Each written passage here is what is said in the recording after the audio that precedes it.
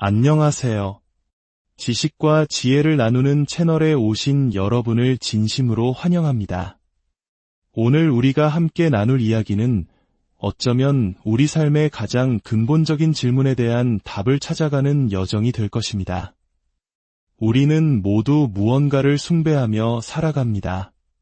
어떤 이는 돈을, 어떤 이는 명예를, 또 다른 이는 사랑하는 사람이나 심지어 유명 연예인을 마음의 중심에 두고 살아가죠. 하지만 그것들이 과연 우리 인생을 온전히 바칠 만큼 가치 있는 대상일까요? 오늘 이 시간 우리의 삶을 내어드릴 유일한 분, 예수 그리스도에 대한 깊은 이해와 깨달음을 얻는 귀한 시간이 되기를 소망합니다. 본격적인 이야기에 앞서 잠시 여러분의 도움이 필요합니다. 이 영상에 좋아요를 눌러주시고 구독을 통해 저희와 동행해주세요. 여러분의 작은 행동 하나하나가 이 귀한 메시지를 더 많은 사람에게 전하는 통로가 됩니다. 마치 우리가 받은 은혜를 이웃에게 나누는 것처럼 말이죠. 이 채널을 구독하고 말씀을 나누는 모든 분들의 삶에 하나님의 평안과 축복이 가득하기를 기도합니다. 요한복음 4장 23절에서 예수님은 이렇게 말씀하셨습니다.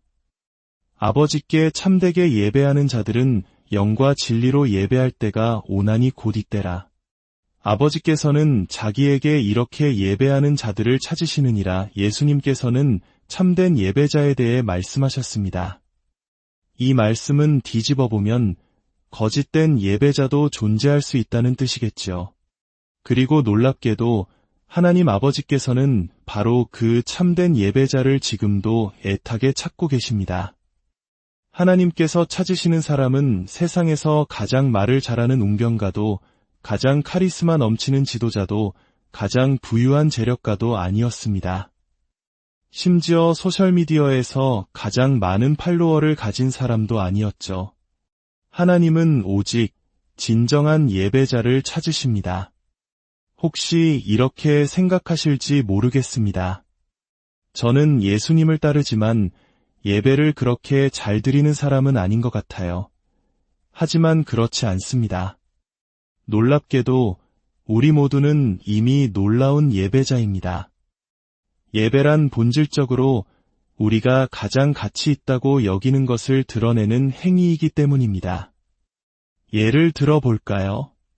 우리가 응원하는 스포츠팀이 경기에서 이겼을 때 우리는 환호하고 열광합니다. 이것이 바로 예배의 한 형태입니다. 좋아하는 가수의 콘서트에 가서 목청껏 노래를 따라 부르고 감격하는 것, 그것 역시 예배입니다. 만약 복권에 당첨된다면 아마 기쁨에 겨워 소리를 지르며 펄쩍펄쩍 뛰겠지요. 그 모든 것이 바로 우리가 가치 있게 여기는 것에 대한 열정적인 표현, 즉 예배인 것입니다. 우리는 세상 속에서 정말 뜨겁게 예배하는 사람들을 많이 봅니다. 열정과 환호, 사랑과 감탄이 가득한 모습이죠. 그들의 예배는 정말 훌륭합니다. 하지만 안타깝게도 그 대상이 잘못된 경우가 많습니다. 우리는 어떤 연예인이나 스포츠 스타 혹은 특정 인물을 향해 온 마음을 쏟아붓습니다.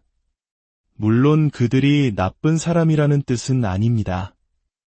하지만 그들은 결코 우리의 삶 전체를 바쳐 경배할 하나님은 될 수 없습니다. 결국 우리는 잘못된 신을 향한 훌륭한 예배를 드리고 있는 셈입니다.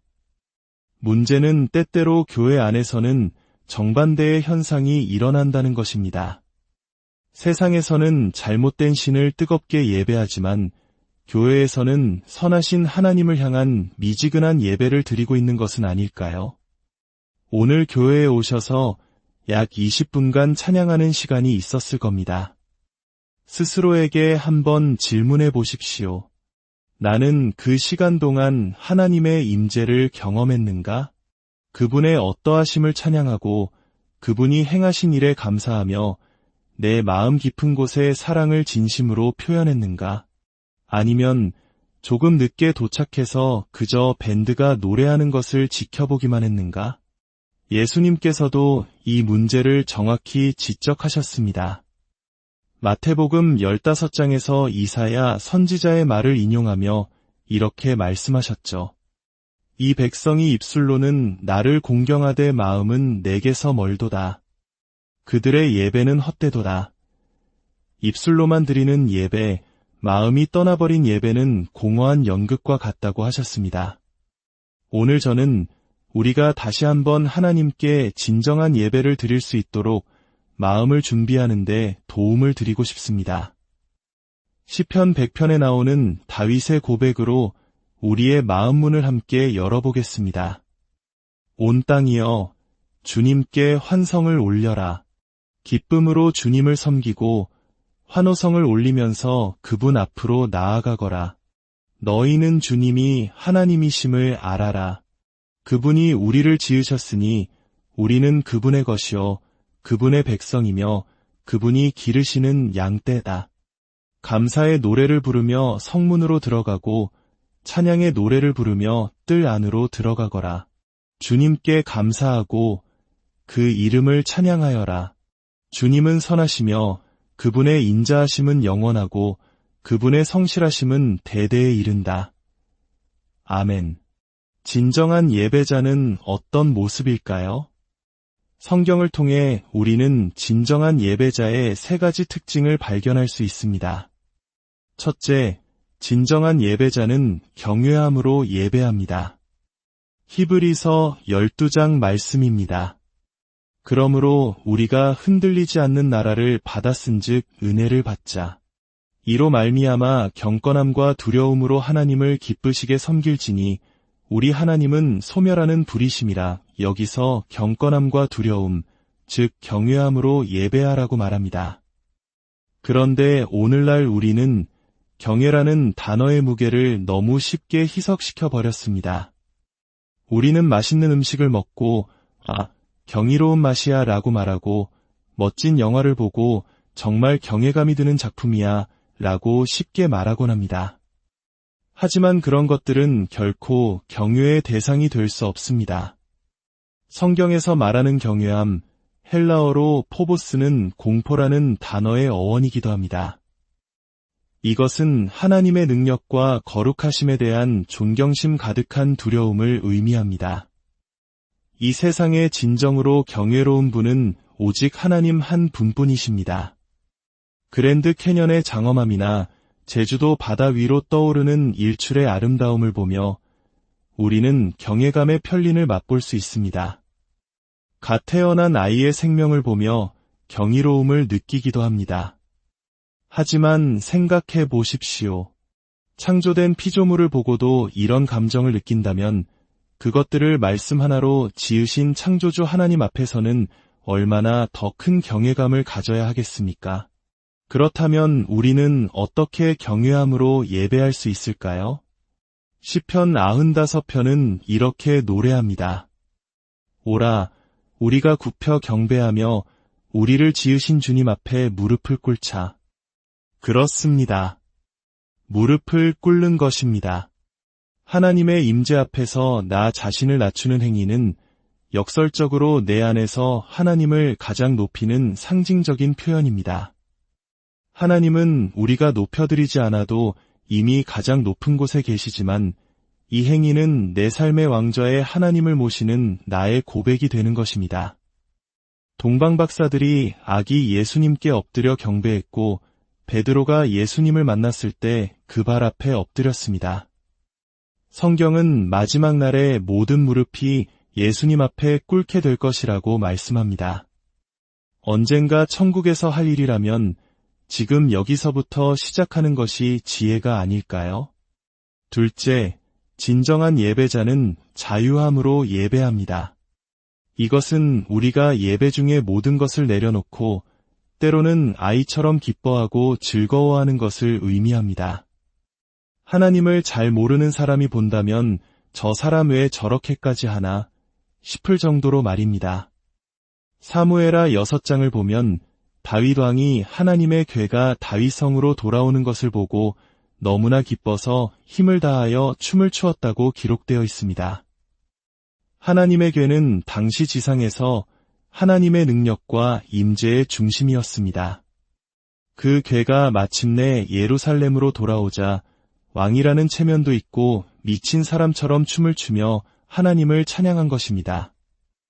그의 아내 미갈은 그런 다윗을 보고 왕의 위엄을 떨어뜨린다며 비난했습니다. 그러나 다윗은 이렇게 대답합니다. 나는 주님 앞에서 뛰놀았을 뿐이요. 나는 이보다 더 낮아지고 스스로 천하게 보일지라도 괜찮소. 진정한 예배자는 다른 사람의 시선을 의식하지 않습니다. 체면이나 부끄러움 때문에 하나님께 감사하는 마음을 숨기지 않습니다. 그런데 오늘날 우리가 예배드리는 공간의 구조는 때때로 우리에게 이상한 메시지를 줍니다.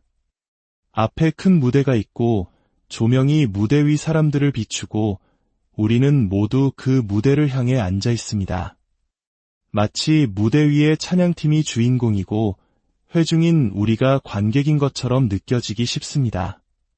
하지만 분명히 기억해야 합니다. 우리는 관객이 아닙니다. 이 자리에 있는 예수님을 따르는 모든 이들이 바로 거룩한 성가 되어 하나님의 백성입니다. 그리고 우리의 유일한 관객은 오직 전능하신 하나님 한 분뿐이십니다. 그러니 오늘 선곡이 마음에 안 드네. 혹은 저 찬양은 별로야 라고 생각할 이유가 없습니다. 이 예배는 나를 위한 것이 아니라 만왕의 왕이신 하나님을 위한 것이기 때문입니다.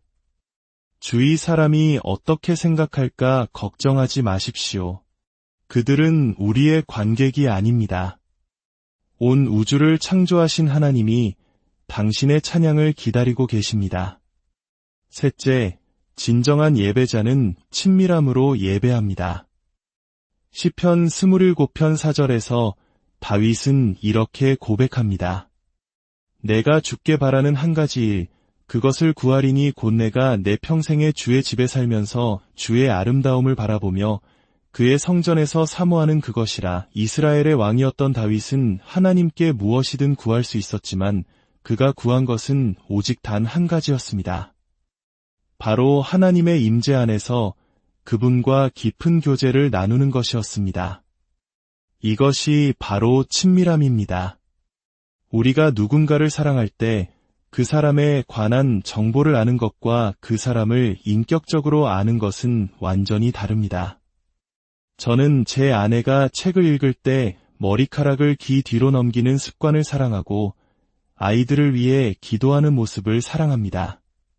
그녀가 웃을 때 어떤 소리를 내는지, 무엇을 싫어하는지, 무엇에 기뻐하는지를 압니다. 이것은 제가 그녀에 대해 많이 알기 때문이 아니라 오랜 시간 함께하며 그녀를 인격적으로 친밀하게 알기 때문입니다. 하나님께서 우리에게 원하시는 것이 바로 이것입니다. 하나님에 대한 지식을 쌓는 것을 넘어 그분을 인격적으로 친밀하게 알아가기를 원하십니다. 이러한 친밀함은 그분의 임재 안에서 시간을 보낼 때 생겨납니다. 무릎 꿇고 기도하는 시간, 말씀을 묵상하는 시간, 예수님의 이름을 높이며 찬양하는 시간을 통해 우리는 그분과 깊이 연결될 수 있습니다. 혹시 이렇게 생각할 수도 있습니다. 말씀은 알겠지만 저는 그런 경외감이나 자유함, 친밀함을 전혀 느끼지 못해요. 기억하십시오. 감정은 순종을 앞서지 않습니다. 언제나 순종 뒤에 따라옵니다. 우리가 언젠가 그런 감정이 생기면 예배해야지 라고 생각한다면 그날은 영원히 오지 않을지도 모릅니다. 하나님은 우리의 감정 상태와 상관없이 그 존재 자체만으로 우리의 예배를 받기에 합당하신 분입니다. 그분은 알파와 오메가여 처음과 나중이시며 만물의 창조주이십니다. 우리가 먼저 믿음으로 순종하며 나아갈 때 우리의 감정도 뒤따라 변화될 것입니다. 이제 우리 함께 잠시 일어서서 기도하는 시간을 갖겠습니다. 두 손을 높이 드는 것은 두 가지 의미를 가집니다. 승리와 항복입니다. 우리가 하나님을 예배할 때 이 두 가지 의미는 모두 포함됩니다. 우리는 예수 그리스도께서 죽음을 이기시고 부활하심으로 우리에게 주신 영원한 승리를 기념하며 찬양합니다. 동시에 그 위대한 왕 앞에 우리의 모든 것을 내려놓고 온전히 항복하는 것입니다. 이 세상 그 어떤 것도 우리의 온 마음과 삶을 다해 예배할 대상이 될 수 없습니다. 오직 한 분, 참되신 하나님, 그 이름 예수 그리스도만이 우리의 모든 것을 받기에 합당하십니다. 하나님 아버지, 이 시간 우리 마음의 우상들을 회개합니다. 하나님보다 더 사랑했던 것들, 우리의 시간과 생각과 재물을 빼앗아갔던 모든 헛된 것들을 내려놓습니다. 주님, 이제 우리를 지으신 목적대로 살아계신 하나님을 예배하는 자가 되기를 간절히 원합니다. 다윗의 고백처럼 오직 주의 임재를 구하는 것이 우리 삶의 유일한 소원이 되게 하여 주옵소서. 혹시 이 자리에 아직 예수님을 인격적으로 만나지 못한 분이 계십니까? 하나님과의 친밀함이 없는 이유는 바로 우리의 죄가 하나님과 우리 사이를 가로막고 있기 때문입니다. 하지만 좋은 소식이 있습니다. 하나님께서는 그 아들 예수 그리스도를 이 땅에 보내셔서 우리의 모든 죄를 대신하여 십자가에 달려 죽게 하셨습니다. 그리고 누구든지 이 사실을 믿고 예수님, 저는 죄인입니다. 제 삶의 주인 되어 주십시오 라고 고백하는 자에게는 모든 죄를 용서받고 하나님의 자녀가 되는 놀라운 선물을 주십니다. 만약 오늘 이 초대에 응답하기 원하신다면 저를 따라 조용히 기도해 주십시오. 하나님 아버지, 저는 죄인입니다. 저를 구원해 주세요. 예수님께서 저의 죄를 위해 십자가에서 죽으시고 부활하셨음을 믿습니다. 이제 제 삶의 주인이 되어주세요. 저를 용서하시고 성령으로 충만하게 하사 영원토록 주님을 섬기며 살게 하옵소서. 예수님의 이름으로 기도합니다. 아멘. 이 기도를 진심으로 드리셨다면 이제 당신은 새로운 피조물이 되었습니다. 하나님의 놀라운 사랑과 은혜가 당신의 삶을 영원토록 인도하실 것입니다. 오늘 함께 나눈 이 말씀이 여러분의 삶의 깊은 울림과 변화를 가져다 주기를 소망합니다. 하나님을 아는 지식에서 더 나아가 그분을 인격적으로 경험하는 참된 예배자의 삶을 살아가시는 저와 여러분이 되기를 축복합니다.